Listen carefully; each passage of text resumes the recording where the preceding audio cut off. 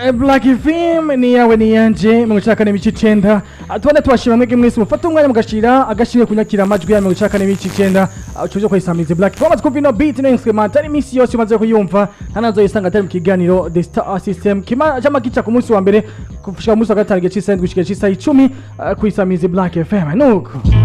atimeze gutegura ko twabategura giye atandukanye abona yuko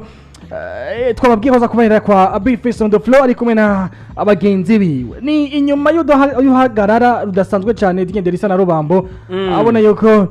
ruhagarara rwahuje rwabaye inyuma y'igiteramo cyabaye ca Buja Vibe cyateguwe na DJ Fiba twa muri 1 DJ zara kuri World Beat igiteramo cyo ku Olansa mixtape yiwe y'abarundi yamagira volume 9 abona yuko umutumire nyene igiteramo ari we DJ Fiba tatubiye nto gatandukanye nkuko yafasha support kubakorera promotion mu yatumiye harimo ba Bface ari byo bose gatandukanye muri make yatumiye abantu bose bazi yuko baparesa kenshi bakunda kwaparesa muri ya mixtape yafashije abarundi muri rusange rero amaze kwatumira abaragiye kuri World Beach ariko icyatangaje benshi nuko harimo bamwe atashoye kuja kuririmba kandi bari ngaho ico cyace bituma kandi banatumiye kandi baranabahamagara kuri stage hama baranka kugenda kuririmba abo nabo mu bari barimo harimo Dramati ari naho hacava navuga intandaro ya Bface kumucana Dramati avuga ati kabisa gufumeka kuza muri muje giteramo hako uza kuza mu giteramo ukicara ko nyene nguje gushigikira kumuje uje kuzana hypocrisie bo bayifashe nka hypocrisie aho ubona ko Bface avuze ati wari gutuma ugumahe iwanyu hakuza kubwira iki ugumahe iwanyu ako kandi ibintu vyagiye kugaragara nkuko umenga hari hasanzwe ari agashava hagati y'abasore babiri twarabonye nyuma yaho haca babona ikindi bibazo bifatiye ku ndirimbo vyagaragaje nkaho umenga Bface yari rabuze hatoborera kuba ikibazo cyaje gihari cijya ndirimbo mu bisanzwe ntaguciriyemwo igihe giteramo yabaye imbarutso ibibazo byabo ubundi bwo ibibazo byari bihari ubwo Dramati yaravuze ati kuva Bface akiri mu gihugu ca Australia ibyo bibazo byari bisanzwe bihari aho rero tucaza kwasubiza inyuma abantu bavyumve iyo byazananye hama tangushwana aboneka indirimbo bari barifitanye hagati y'abagabo babiri Dramati yayihevye akora gwiwe wenyene aza gushutinga iyo clip video ari kumwe na John era mu gihugu ca Uganda ya Bface on the floor ntiyasohoka kumvoze uko ahico atahurije ko hagati yabo ubwo abo abone ko mwese avuga ivye wiwe tubibutse kandi ko kuva Bface yumvise yuko Dramati gusa indirimbo yiwe kandi tema amajwi ya Bface yari yatangaje uko nawe agiragire gute agaca sohora version y'indirimbo Code ngabo urumva vyagiye kugaragara sivyo vyabaye version y'indirimbo Code ntigeze isohoka haca hasohoka yarasohoye mbwa si Bface yayisohoye si Bface yayisohoye oya yarasohotse ni yari mastering oya yari ikwiye igende yari ikwiye yabukiye cyabaye habu yahise kuri YouTube ni wataje ko picture yawe yabo kandi iyi ndirimbo vyarumvikana ko idakwiye vraiment yarumvikana ko idakoze neza ni nkuko basi mu kurindira ko indirimbo ya Bface indirimbo version shasha ya Bface sohoka ahubwo havuye hasohoka indirimbo shasha yiwe kumushaha inyuma yaho iyo ndirimbo kumushaha yagiye gusohoka hasohotse cover abantu baguma biyumvira ati Code ya Bface yazo imeze gute hama vyabirangira yerekanye Ozi kari wazo ari mu ndirimbo yiwe kandi indirimbo itaramenyekana après bizogaragara ko Ozi zerekana ahubwo Ozi yamwerekanye buca indirimbo isohoka ahubwo yamanje amukorera ka video yanditse kuri Instagram yiwe amukorera ka video ngo ndakunda ukuntu twenga Ozi nawe acandika ngo ukunda uko ntwenga gusa ko nzi byanje byose ubikunda something like that ibyo ari ibintu ibyo onye nta numwe yarazi ibyabo niho bace batangura abari babizi siguciriyemwo abantu babonye clip kuko ijya clip video nk'akaro nkaje nayibonye yava nk'indwi zibisha zitatu itarasohoka igibaza kuyishutinga hose nabimenye bivuga yuko rero umuntu yarazi iyo story yabo niwe yaciye amenye kuri directement yuko ari indirimbo ya Ozi na Bface on the floor arimo ndavuga arimo nko mu video vaccine ndavuga indirimbo ko mushaha ni indirimbo ya Kidumu Bface on the floor savye Kidumu agira remix Kidumu namugira ati manzi uje muri kuririmba hamo yindongikire amaze kuyimurungikira Bface Kidumu amubwira ati umugabo musaza wabikoze uko navyisha indirimbo ko mushaha Bface yemvye mu do wa drill indi kandi ubona ko umudu umeze neza cyane gose Drake yarangije abwira ngo iyo Kidumu respect yourself. Big up on yourself. Anyway, no, ko ni indirimbo rero n'amanje ko twasubiza gato y'inyuma ku makuru ya Bface de Flamme na Dramati. Ubona yuko abagiye avuga amajambo menshi bamwe ngo bapfa abakobwa, ndavuga Dramati wenye bwiwe yavyivugiye mu kiganiro giye atanga ku televiziyo yumesha ko mugenzi wacu yaravuze ati ivyo twapfa burya ntiyaramahera gusa twapfuye, aho bavuga twapfira na Monna Ward ati kandi iribijya ati vyarivye ati kuko je Bface akambwira uko Monna akamubwira uko abandi akabwira uko nuko ati ibintu bitigeze bingiwe na buke buke ati bigerewe gusa saba bakobwa ngo tukwanga ngo duhuye ngo nitugire ngo nitukundane habwo bari abakobwa yari Monna Ward usanga nyine bapfa nyine ibyo bugenzi bwabo. Anyway rero nyuma y'ivyo vyose rero hagiye kuboneka ikintu kidasanzwe cyane, ndavuga igiteramo cyateguwe na Bface on the floor cyangwa na management we yise rap business hamwe na dinye dese kwadukurikirana hata kuboneka amafoto ya Bface on the floor, but this mafoto basi gufata ifoto bari kuri Zion, ndavuga Dramati Bface n'abati bo muri Yovu muzika bateramiye ahantu nyene bamwe bavuga ati none bake babiriga basubiranye yari blague cyangwa baratubisha bayibona ati none wiye barashwaye cyangwa sivyo ati mwe murindire gusa amajamesha aravugwa bamwe ati bugi ibintu by'umuziki ubigiyemo nabi uwo bikura wabita imbere agahanga kubera yuko bo bagati yabo uga barankana muga bahuye n'abajama oya mu bisanzwe mu bisanzwe birashika bavuga ngo when it comes to business of course it's a business. Ibi ndiko ndabona muri kano kanya this is not business ahubwo bagombye gukura mu nzira ibibazo bafitanye hagati yabo kugira ngo bandanye kubera yuko ariko twibukanye yuko imbere yuko babaja muri business ikintu ibasabwa nuko bategezwe kuba babikuye mu nzira kubera bahujwe na business no kuvuga ngo rero business imaze kuhaboneka ikintu cyonyine cyo tuma iyo business ikunda nuko bategezwe kumanza kuri bibatanya voilà nuko mwavyumvise rero inyuma yo kubona abayicaye banakora n'indirimbo by the way yindi burya Dramati yaravuze ati ndafise yindi ndirimbo turi kumwe na Bface wanashaka n'izibiri sinimwe bivuga yuko iyo ndirimbo igasohoka bwa ivyo aho mfite ubwo banahuze ndiyo nshinga muri sure ko atari iyo bari kumwe na Drama seni ariyo baba nabonye bazolonga niyo nshaka nzeko ako sende shu ko bari uzigituma mbwa bakwazikira nabi ko harakiri hafi ko batwereka ko mengo nta kibazo bafitana ne kubera ko bano babiresha kubakora ko nabo nyine ubwabo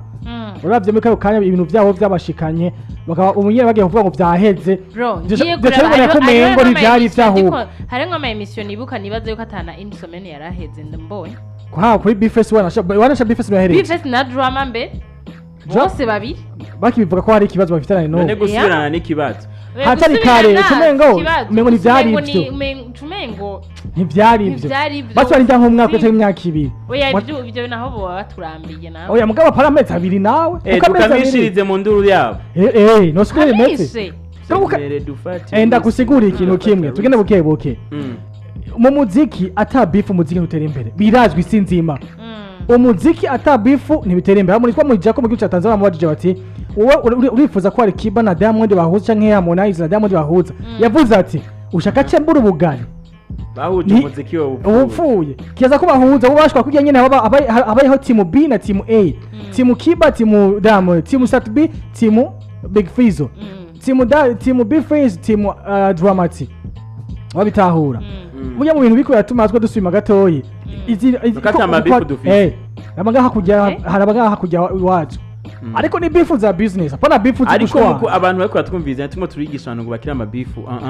je ndabibigisha jewe mugabo bayacree bamenye na gestion yayo ma beef apana kwikrea na bazetekereza rero nk'ubunyi Dramati na Bface bashwanye bapfuye ibintu biriya baca bumva mu yagiye muri procedure judiciaire ngo bagire ivyo bibi bitwaranye ivyo nivyo bibi ibikenewe ivyo nivyo bibi ubundi bwo ibinakenewe nizo beef nizikenewe mugabo kamera okay pisa kabatsi zitakenewe hamwe Bface na Drama bamwe Bface na Sat bibohuza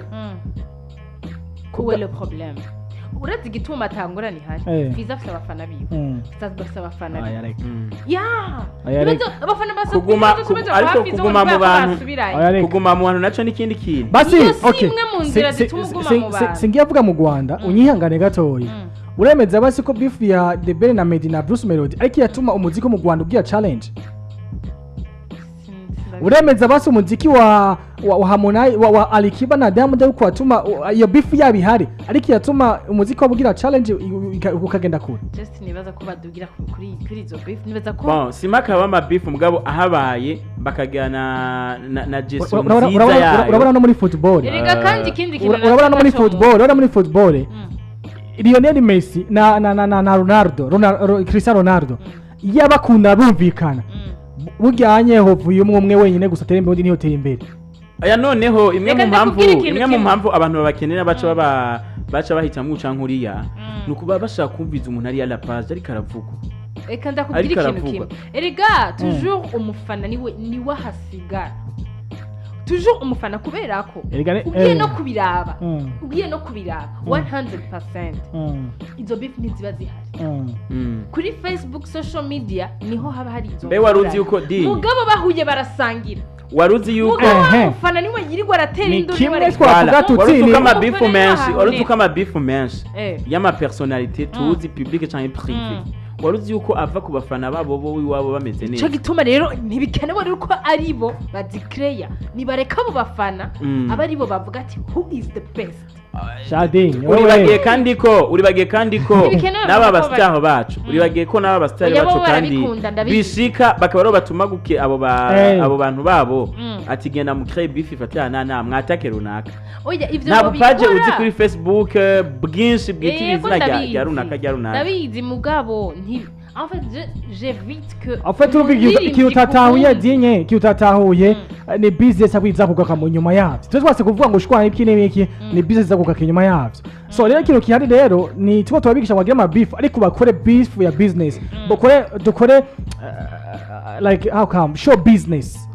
urumva show biz ya business no kure ni tuka kwa rap business ala kwa Mutama Boniface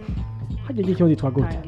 itangishaka Boniface Bface on the floor yagize ko akola cover aba generation zose zitandukanye generation ziwe by the way abakoranya hamwe ndavuga gwa kuri drama tubwiye bafite ikibazo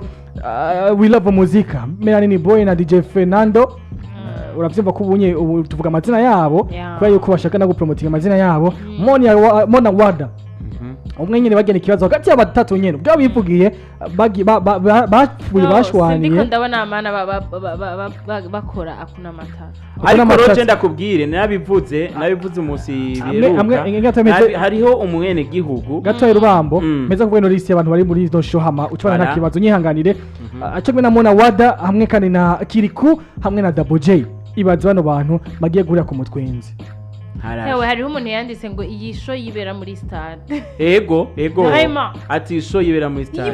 Kandi ugiye kuraba amafaranga batoje irya 10000 n'irya 15000. Nivyo vanga. Mona utashitse saa 9. Ego uzosanga huzuye. Wewe urabonye ku mutwenzi kuri Bona. Ni hahandi. Ku mutwenzi kuri Bona warose makuru yaho. Utarose umuntu akubwira ati ndasohotse tora place yanje. Ntiwinjira. Ngo si wa munsi wa Benturo kiriya kibanza ni gitoya muzobirabe kiriya kibanza ni gitoya bo jike nagira mvuge kuri abo bastar urabona ko ari benshi bahuriye rimwe ari benshi fan base ya mbere izotuma haza abantu ni Dramati ni Bface ni Monna nitubibeshe oya aba bantu bose bafite amatina musa yego mugo fan base ya mbere hagaze kuri izo personalities zitatu uti gute muribuka haza ikibazo kuri bano bantu basore babiri ndavuga Bface na Dramati hariho umwene gihugu tutamenye yasohoye cover ya Bface na cover ya Dramati yararota Monna mushirako yararota kubona bajya abantu batatu bagize gute bari ahantu hamwe ayaciye yandika oya cyagitiramo cyantuze cha Christopher barababeshi mama n'ivyari ivyo kuko nibigeze banagirana nibiyago nabajya abantu uko Christopher uretse gusa ko kova bazisohoye ku byifuzo byabo yego hozuma ko bibaye Bface Monna Dramati n'abandi bose bajya bari kuri stage indoto ziwe zigihagaragara kandi abatari bakibatoza kuri iyo fan base bro iyumvire vraiment iyo mitwe Noventro kize gusiba kabisa Dramati Monna Wada Melanie Boy DJ Fernando tutagize ngayo Kirikou na Double J umunsi ita ku 8 ni mundwe zibiri kandi hari umwanya ukwiye vrema amahera ajya ku mutwenzi naho Ntimuzo tegura yamarire kuri so save abantu aranje nk'abo mu vrema. ndwi imwe buza ibiri sasa rero Anyway, nuko ni Bface Fernando, Dramatime and Boy, Double J, Kirikou akiri hamwe na Monkeys Monna wa 2023 tukaza kwa 2024 igihe cy'isa 10 z'umugoroba ku mutwenzi kuri Gardino kuri 10 ahasanzwe hamwe no 2025 by the way VIP MC Ami Pro MC DJ Young DJ Alan Kid DJ Chelsea bose nabo muri haya ku mutwenzi bose bavugiriza bazaye kumwe na band ikomeye cyane yagiye ku mutwenzi ndashaka yuko Chelsea bari kumwe na wa Squid wiyo byari ibintu biteza uretse ko n'ubu nabuze izina ryiyo yamusharewe Chelsea ngiye bari kumwe niwe ya mugabo we Anoko tumira amatira tubandanya n'amakuru twategura yabona yuko aca tugenda kwa Mutama Kasongo Baba n'imyidogo myinshi abona yuko avuga ati kabisa cyane ibintu wapi ibi bintu wapi sindavyemeye